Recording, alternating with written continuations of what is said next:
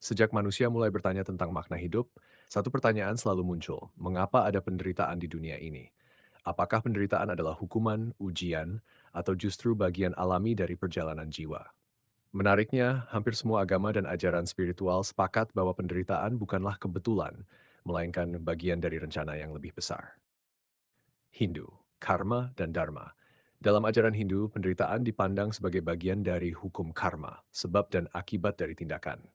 Segala sesuatu yang kita alami, baik atau buruk, merupakan hasil dari energi dan perbuatan kita sendiri, baik di kehidupan sekarang maupun sebelumnya.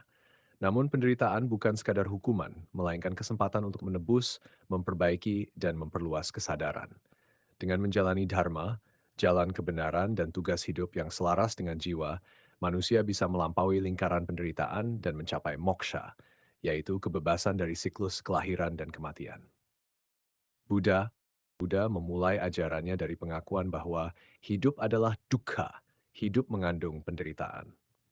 Tetapi Buddha tidak berhenti di situ. Ia menjelaskan bahwa penderitaan muncul karena keinginan dan keterikatan.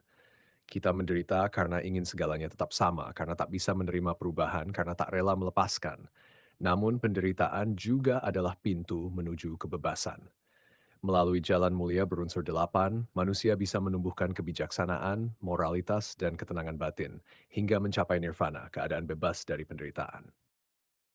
Kristen, salib, dan penebusan. Dalam pandangan Kristen, penderitaan memiliki makna spiritual yang sangat mendalam. Yesus Kristus sendiri mengalami penderitaan dan kematian di kayu salib, bukan sebagai hukuman tetapi sebagai bentuk penebusan dan cinta tanpa syarat. Penderitaan menjadi bagian dari proses penyucian jiwa, cara Tuhan membentuk iman dan kasih manusia.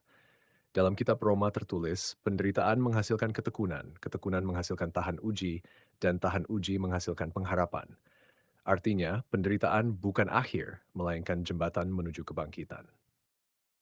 Islam, ujian dan kesabaran.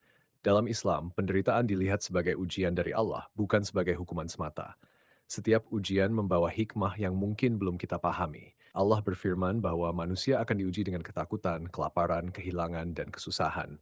Namun orang yang bersabar dan tetap bersyukur akan mendapatkan kedamaian hati. Penderitaan mengajarkan tawakal, yaitu berserah diri dengan ikhlas tanpa kehilangan usaha. Melalui sabar dan iman, manusia belajar mendekatkan diri kepada Sang Pencipta dan memahami makna sejati kehidupan. Spiritualitas universal. Penderitaan sebagai evolusi jiwa. Dalam pandangan spiritual yang lebih universal, penderitaan dianggap sebagai proses evolusi kesadaran. Jiwa memilih untuk lahir di dunia fisik agar bisa mengalami berbagai emosi dan tantangan.